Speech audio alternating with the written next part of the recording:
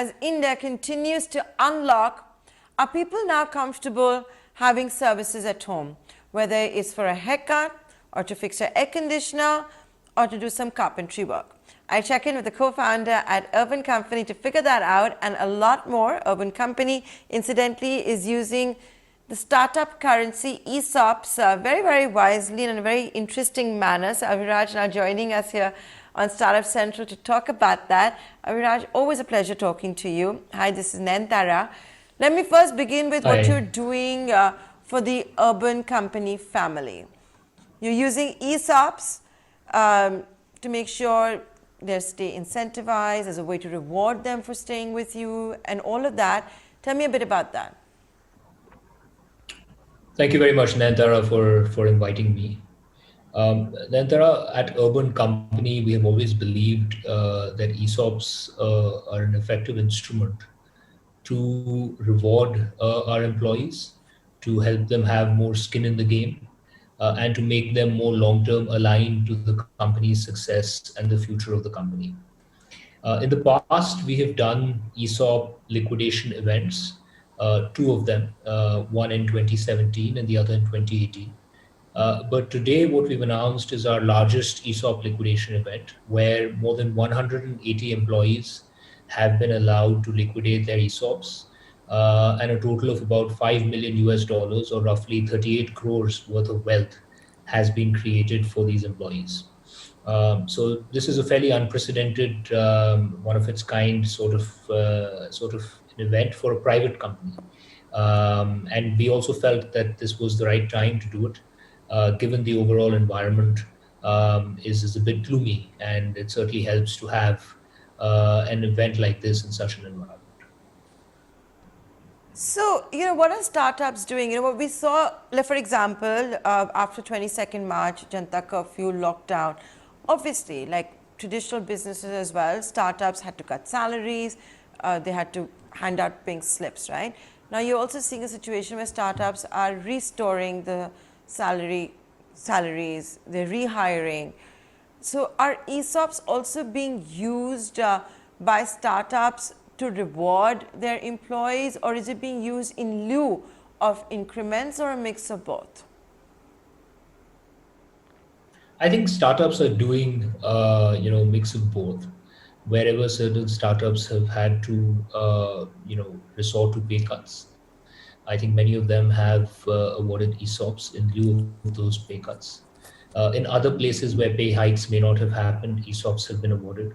And then in places like Urban Company, where there were no pay cuts and no layoffs, we've created the opportunity for employees to sell some of these ESOPs and realize some hard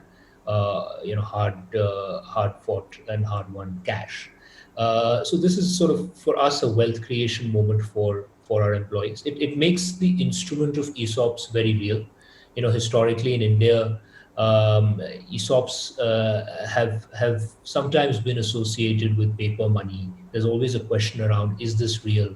When are we going to see the value of this being created? It's an illiquid asset, so it's not like you can go and trade an ESOP in the open market. So there's always been a question mark around ESOPs and the value of ESOPs. And I think it's times like these when committed startups can differentiate themselves and their ESOP policies, both in terms of providing liquidity as well as in terms of the actual terms and conditions of those ESOPs, which in many cases can be fairly onerous. And so it's up to the founders to ensure that those terms and conditions are actually friendly. So now if I could move on and talk about how business has been. It's been a trying time. It will be very difficult to convince people also that Urban Company, and I know you started early on, but just making them feel comfortable that they can have services at home. How has that challenge really panned out?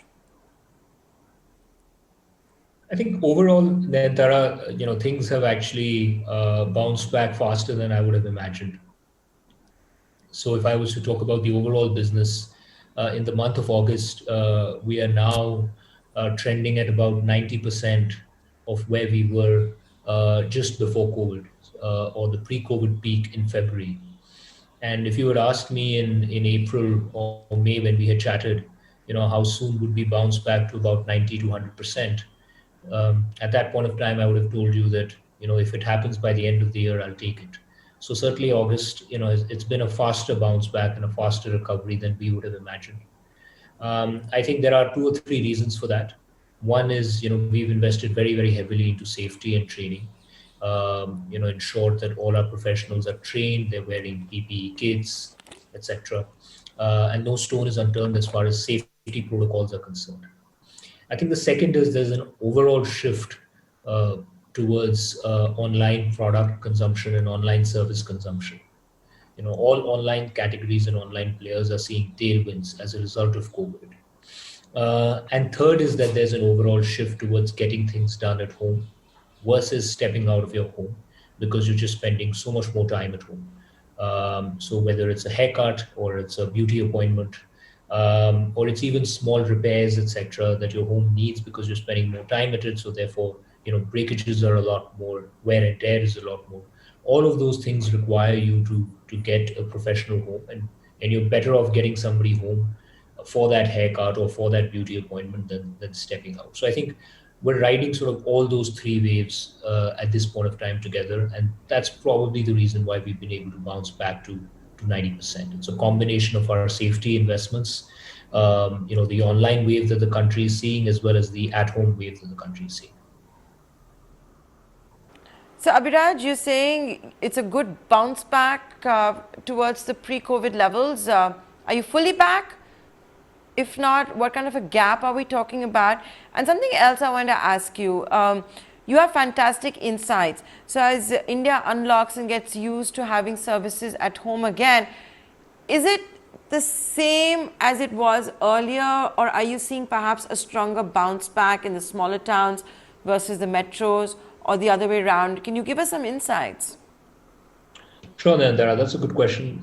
On the bounce back, we have now bounced back to about 90% of where our revenues were just before COVID in the month of February. So August is trending towards 90% bounce back. And over the next 2 to 4 weeks, we expect to fully recover. And then come Diwali, which is usually a peak for us, we expect to hit a new normal and get to about 120 to 130% of where we were before COVID. So the bounce back has been strong and consistently happening over the last few weeks. Talking about how different cities have bounced back, one of the trends that we've seen is that whenever a city hits its peak COVID cases and daily cases are at the maximum, that's when the consumer sentiment is at the bottom, and consequently, services like ours are only used if they're absolutely necessary. And as the daily cases comes down, the consumer sentiment starts to bounce back up, and our orders pick up in that city. And we've seen this consistently across all the major metros where we operate, all the top 15 to 20 cities. Now the hope is that most of these cities are past their first peak. That's certainly what we've seen in many of these cities, and there won't be a second peak in winter. The other hope that we have is that there are no sporadic and localized lockdowns. Sporadic and localized lockdowns, while done with the right intention, haven't really proven to either curb the spread of the disease, but more importantly, for business activity in the city, it almost becomes a two-step forward, one-step back kind of a syndrome. So that's the other thing that we hope won't happen, which is sporadic, localized lockdowns.